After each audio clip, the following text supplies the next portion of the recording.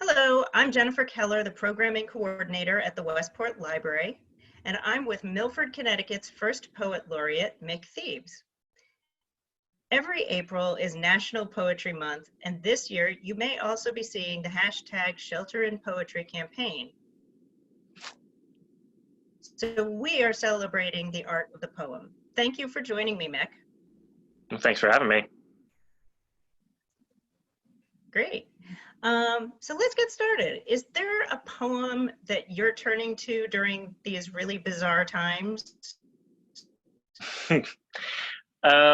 Yeah, so I personally, and this might come as a shock, I actually don't read a lot of poetry. When I do, I usually flip through a book. Like, I don't read it in order the way you would sit down and read like a nonfiction book or a fiction book. But there are a few writers that I continually come back to. Pablo Neruda, Maya Angelou, Walt Whitman. But I have a very special place in my heart for Emily Dickinson. And I think one poem that could really help a lot of people, myself included, sort of get through this time is a poem called Hope is the Thing with Feathers. So just a real quick piece of trivia about Emily Dickinson before I actually read this poem. She never titled any of her poems. They were numbered. And the number of this poem is number 314. It got pretty confusing, dealing with just numbers. So the tradition is to go with the first line of the poem as the title. So here we go. Hope is the thing with feathers.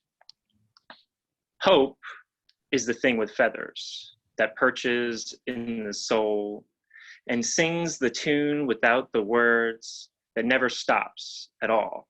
And sweetest in the gale is heard, and sore must be the storm that could abash the little bird that kept so many warm. I've heard it in the chillest land and on the strangest sea, yet never in extremity it asked a crumb of me. Wow, thank you so much. That is actually one of my favorites as well. So good choice. Yeah, she so was now, something else. Yeah. So now that you've been stuck at home for a month or so, have you been writing anything? And would you like to share us a preview? So I have been writing. I try to write every day, actually, especially now that I have like no excuse to do so. And I've been jumping around. So some days I'll write a little bit of poetry. I'm working on some fiction as well. So I've been working on that. But I wrote this poem just when we started to realize that this quarantine was not going to be just like a temporary week or two. This was going to be a longer thing, on the 24th of March.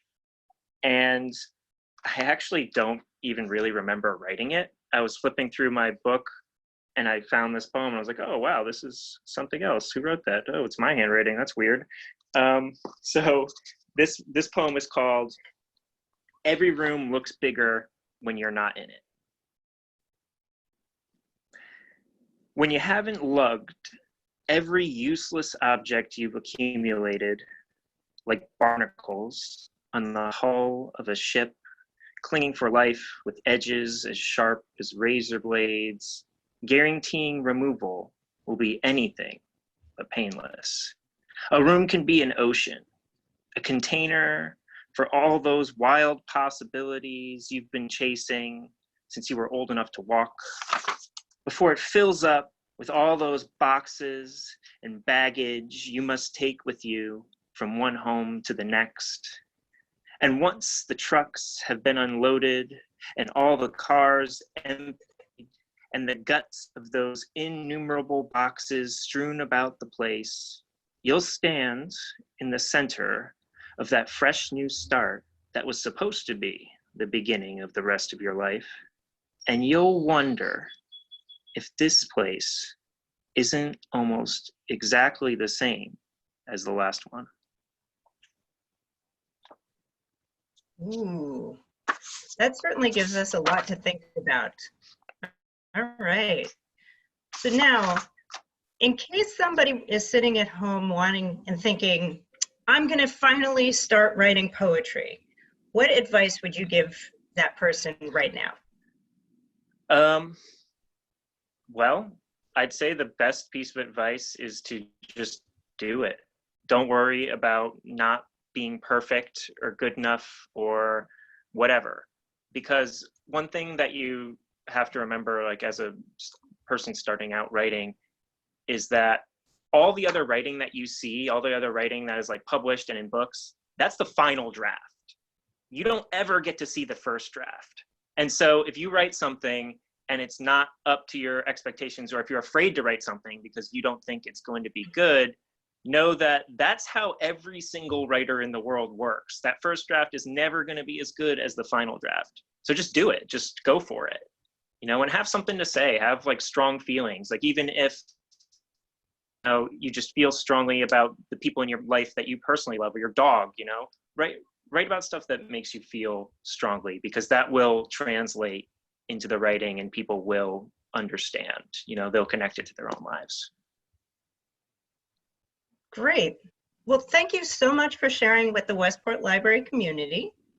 And for those at home, check out Mick's collection of poems called Somnambulist, and follow him on Twitter at Mick Theebs. And for more author videos and information about the Westport Library, remember to visit westportlibrary.org.